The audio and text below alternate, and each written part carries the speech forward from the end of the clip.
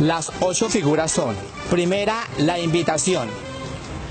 El caballero se dirige hacia ella con paso, caminando, y extiende la mano derecha hacia invitarla a bailar. Juntos avanzan hacia adelante, haciéndola girar sobre sí. Los 8. Una vez en el centro, la pareja hace un cruce, descubriendo la figura de un 8. Al encontrarse en el centro, avanzan nuevamente caminando. Los coqueteos. Ella le quita el sombrero y le coquetea dando un giro sobre su eje, devolviendo el sombrero en la cabeza de su pareja.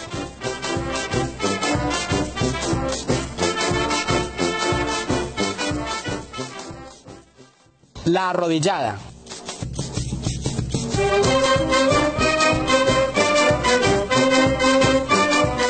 El hombre se arrodilla, ella con suavidad danza a su alrededor en paso de 3/4, sin soltar el pañuelo y ondeando la falda hasta encontrarse frente a frente.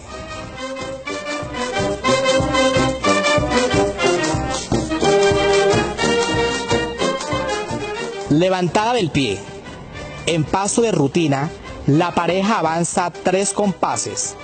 Luego levanta los pies alternadamente, primero el derecho y luego el izquierdo, conservando la punta del pie hacia abajo, ejecutando 4 levantadas. Arrastrada del ala. Ella arroja el sombrero al piso. Ambos retroceden en pasos largos y alternados. Al conteo de 3, ella con la punta del pie arrastra el ala del sombrero y él trata de quitárselo. La mujer retrocede y en paso caminado, los dos ejecutan un 8, en cuyo centro ella levanta el sombrero del piso. El secreto.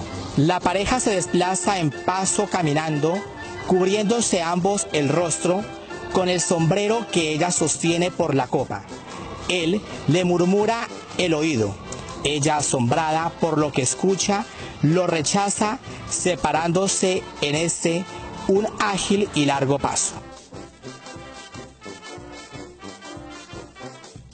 Salida final. El parejo toma a la mujer por la cintura y se desplaza con ella, tomando con la mano libre los extremos del rabo de gallo.